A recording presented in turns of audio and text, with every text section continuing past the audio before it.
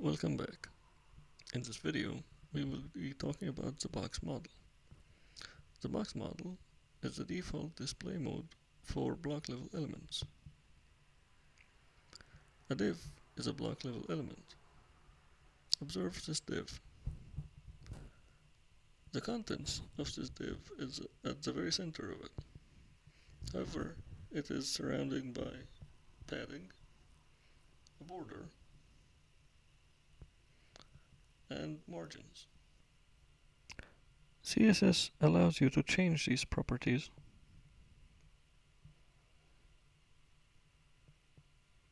Let's start with the border.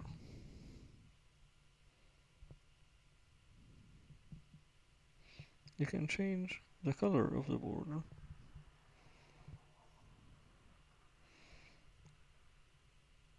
You notice it's not showing up, but it's normal because you haven't set a style for it yet.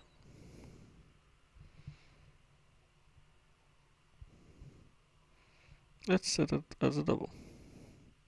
Now it has a double line as a style, and it shows up with the colors that you've selected. You can either do this for the entirety of the border, or you can do it for each side.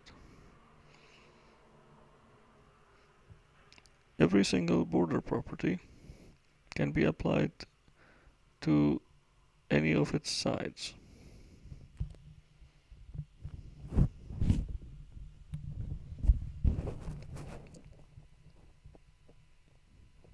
You can have different border styles for each one of its four sides. You can have different border colors for each one of its four sides, and so on and so forth. Or you can choose to have it uniform.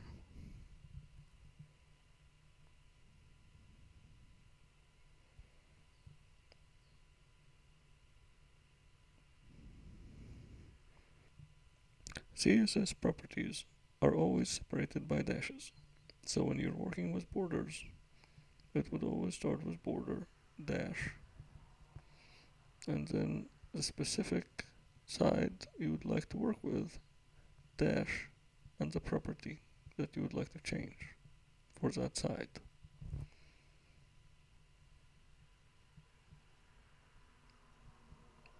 The value for that property comes after the colon.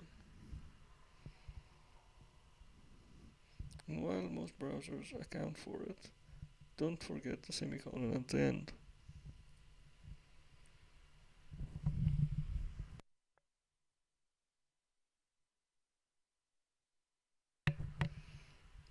By default, a block level element takes up the entire width of the page, but you can change that using the width property.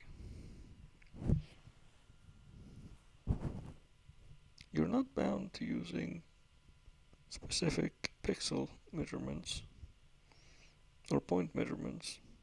If you would like your page to be more responsive, you can use percentages.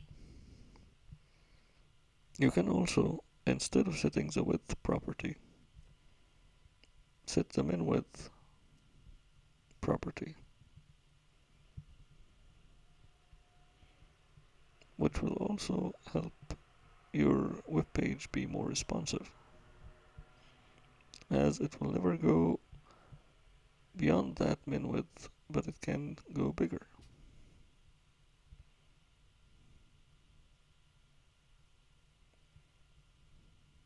You could also have a max width property. The max width makes sure that that element will never be bigger than the size you set for it.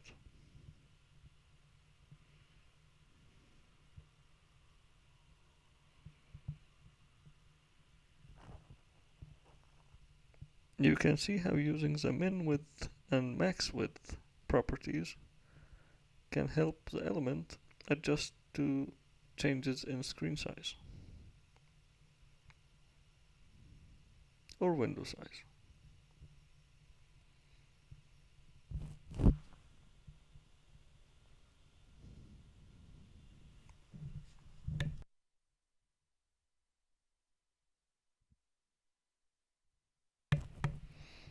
You can also adjust the padding.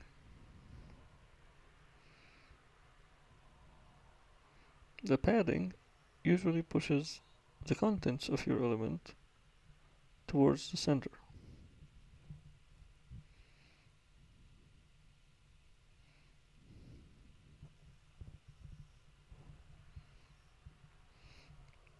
As with border properties, padding properties can be applied to one of the four sides of your element.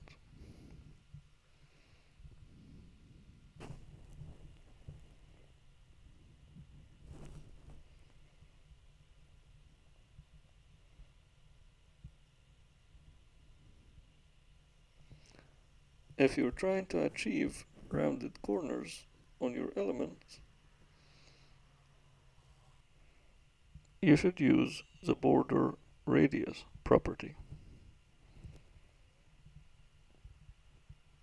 As with any other border property, you can choose to apply this to the whole border or a specific corner of it.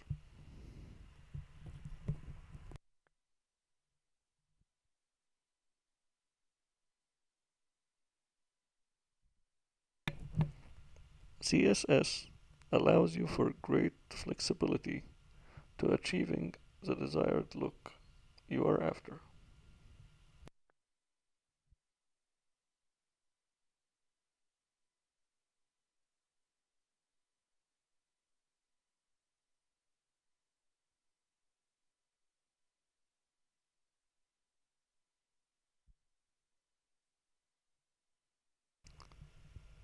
The overall height of your element is calculated by measuring the height of your content, the padding, the border, and the margin.